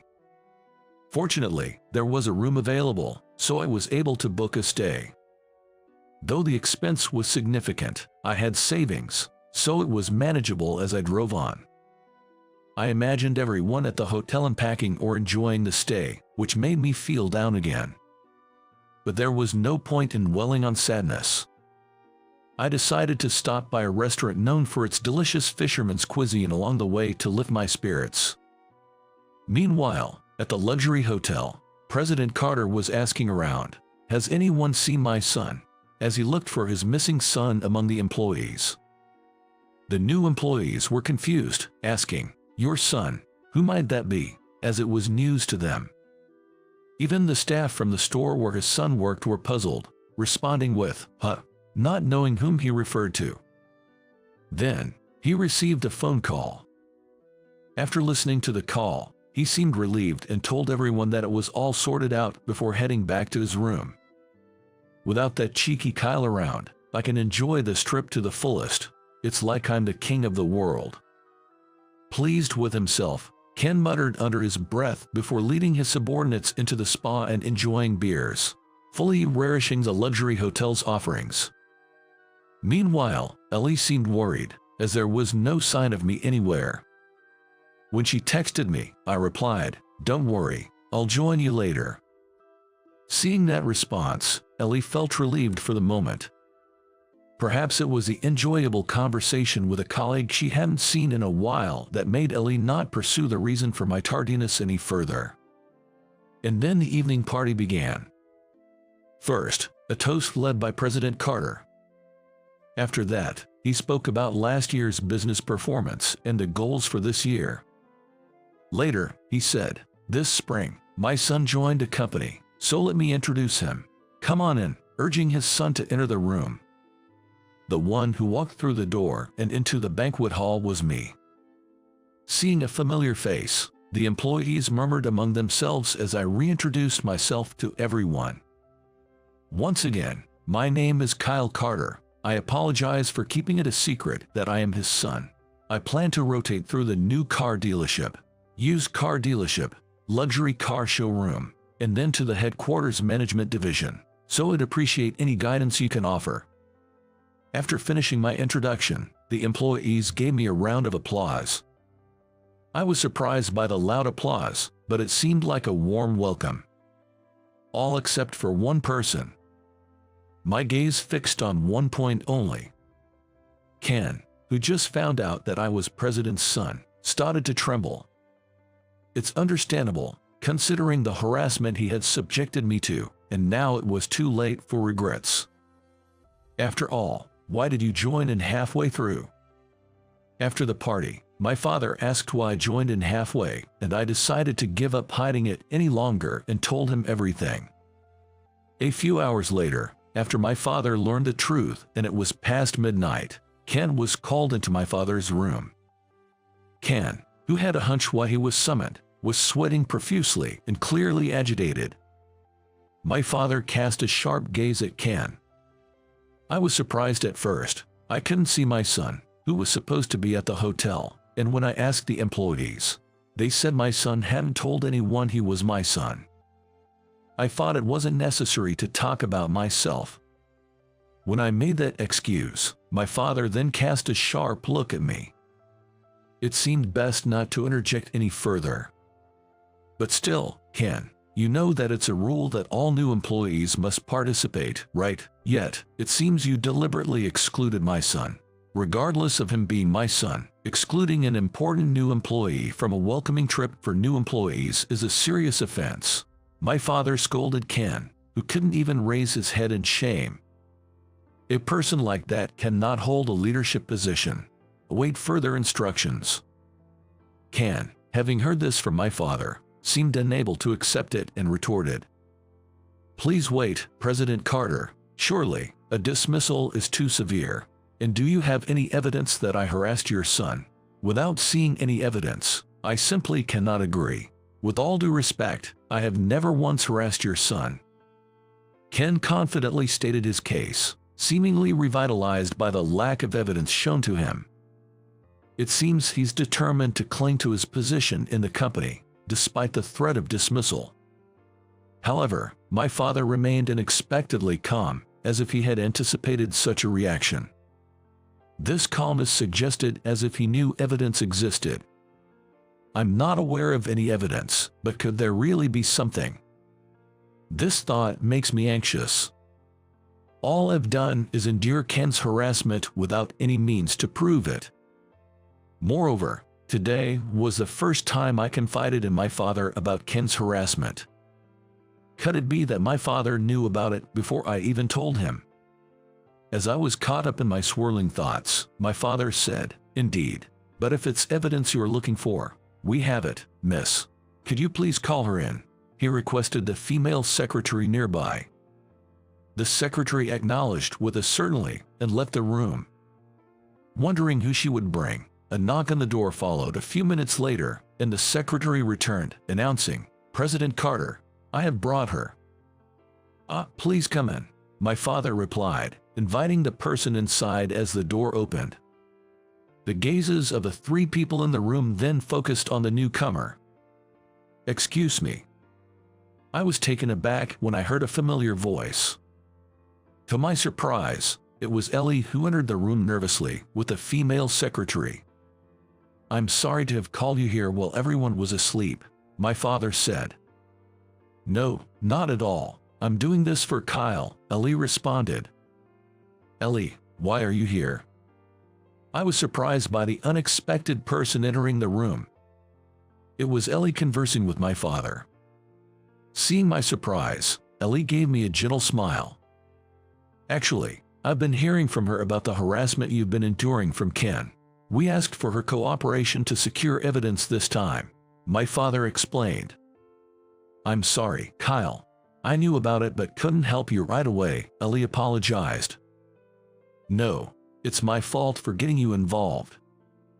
Ellie's appearance was so shocking that I became awkward.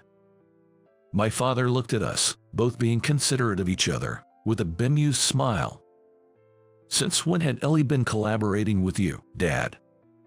"Securing evidence. What are you talking about?" "There's no escaping it now, Ken. I saw with my own eyes you harassing Kyle, and at that moment, I instinctively started recording with my phone's camera," Ellie stated. Ellie then took out her phone and pointed it at a flustered Ken. The video on the screen showed the interaction between Ken and me from this morning. "What are you doing here? Get back to work, brat. Take a look at this bus seating chart. You don't have a seat. I submitted your part as not participating. You'd be happier surrounded by new cars at the store, right? I'm quite thoughtful, aren't I? Seeing Ken mockingly flashing the seating chart at me again fills me with anger. I wonder if my reaction would have been different if I had allowed myself to show even a trace of anger back then. This is valid evidence, isn't it, Ken? Additionally, I stand as a witness. If you ask around, it's likely that others who have seen you harassing Kyle regularly will come forward. I witnessed it by chance, not just today but on another occasion. That's why I decided to consult with President Carter this time. What do you think? Can you still deny your actions? As the video ended and we had witnessed the entire incident, we awaited Ken's response. Pressed by the steady words of my father and Ellie, Ken was sweating profusely and fell silent, but apparently unable to admit his wrongdoing. He spoke up again. I admit to what I said in the video. However, had I known he was your son, I wouldn't have harassed him. Doesn't the fault lie with you guys for not disclosing this? Ken's argument was clearly an attempt to shift the blame. My father, with a sigh, decisively cut through Ken's excuse. Are you seriously making that argument? So, if informed, you refrain from harassment, but if not, you see it as acceptable to harass. That's absurd. What does that say about your character, let alone as an employee? Well, that's... My goodness, if you can't understand something as basic as this, then you are fundamentally flawed as a person. Please reconsider your actions. Having had enough, my father sent Ken out of the room. Ken walked down the dimly lit corridor with his head hung low and eventually collapsed, as if crumbling to the ground. It seems that my father's words struck him deeply, leaving him in a daze in a corner of the hallway until the other employees noticed him the next morning. I expressed my gratitude to Ellie and my father for securing the evidence. Despite everything, it seems we were able to end the trip with smiles, which felt good. A couple of days after returning from the trip, a notice was posted on the company's bulletin board. Ken had been stripped of his managerial role and demoted to a low-level employee in the warehouse section, which is considered a low-profile department in our company. Rumors suggested he considered resigning but felt compelled to stay at the company to provide for his family. You know, I was surprised when Ellie, who's close to you, suddenly visited my office to say that Ken was harassing you. She seemed so desperate. I immediately thought, she must like Kyle, my father said. I panicked when he said that. What are you talking about, Dad? Ellie and I are just colleagues, and there's no way you could know if Ellie feels that way about me. My attempt to clarify things seemed to backfire. My father, suspecting something more between Ellie and me, grinned mischievously. That reaction of yours, does it mean you like Ellie too? I get it, she's a good girl, but with you acting like this, I guess you haven't asked her out yet. Mind your own business, Dad. That's not true. Hurry up and get married to put my mind at ease. Marriage? You're jumping way ahead. We're not even dating yet. Haha, so you do want to date Ellie. Kyle, you're so easy to read. He laughed heartily. Though I regretted my response, I felt as if he was encouraging me to confess to Ellie. Good luck, Kyle. He cheered me on with a big smile, and I felt a mix of emotions but said no more. After the trip ended, I became somewhat distant from Ellie, especially after revealing that I was President's son. I can't help but feel remorseful, thinking that she must be angry with me for keeping silent. I keep worrying that I should have told Ellie about it from the start. Despite Ellie helping me with Ken, I scolded myself, thinking I shouldn't be like this and needed to muster up courage. I wanted to apologize and have Ellie forgive me. During a break, I called Ellie out, took her outside, and energetically apologized. Sorry for not telling you I was President Carter's son. Ellie was surprisingly not upset and asked, why apologize? I wasn't avoiding talking to you because I was angry, but because I thought it might be rude to be too familiar with someone of a different status.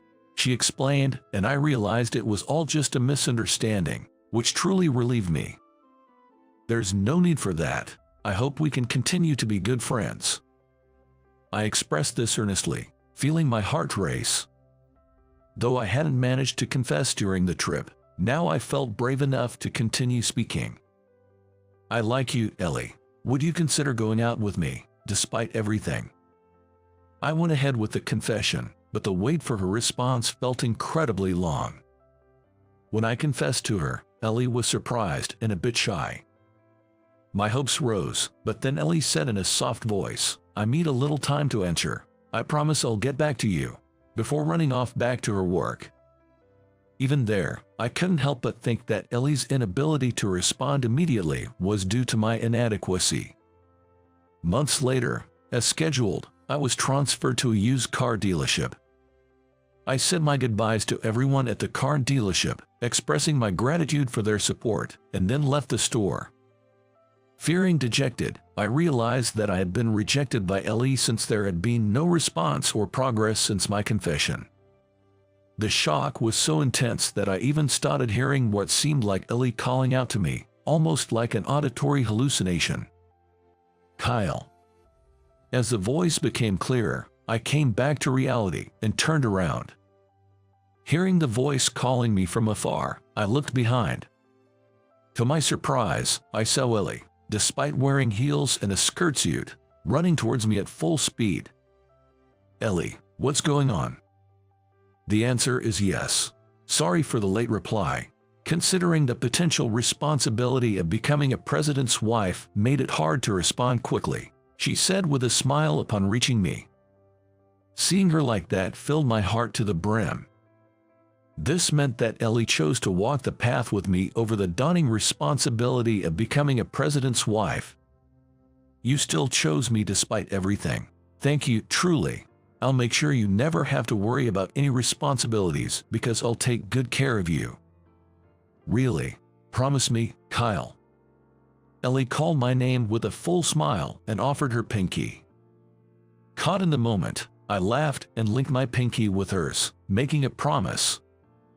Years after we officially became a couple, I went from working at a used car dealership to a luxury car dealership, eventually joining a corporate management team.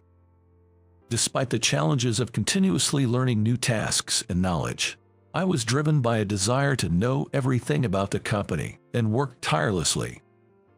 Ellie was always there to support me, bringing me snacks and encouragement. As we continued dating, we started living together and even began thinking about marriage. Sometimes I'd daydream about Ellie in a wedding dress, so much so that I'd get reprimanded by my boss, showing just how well things were going between us. The thought of wanting children and wondering who they'd resemble or whether we'd have a boy or a girl was inevitable. Needless to say, getting scolded by my boss again for daydreaming at work was a given. Then, a few more years passed. In the year I turned 30, I was promoted to executive vice president. While being the president's son was a significant factor in my promotion, my hard work and achievements across various departments and stores were also recognized, making my colleagues genuinely celebrate my promotion. Even in my new role as executive vice president, I remained humble, never forgetting my roots, and continued to be passionate about cars. Of course, I was also determined to support my father, the president, who had been a tremendous mentor to me. Sometimes my father would jokingly ask about marriage with Ellie or express his desire to see his grandchildren, but I could feel his love and was overwhelmed with emotion. Cars always filled my thoughts. Now, it seemed my father was equally consumed with thoughts about my future. A few more years later, as if to fulfill my father's wishes, Ellie and I finally got married. My father cried tears of joy, deeply moved by the occasion, making me feel like I had truly honored my parents. At work, Ellie started addressing any concerns that employees might find difficult to express directly to me, effectively taking on the role of the future president's wife. Together, we pledged to further build up the company, supporting each other along the way. Inspired by my father's example, I made this vow while watching his back,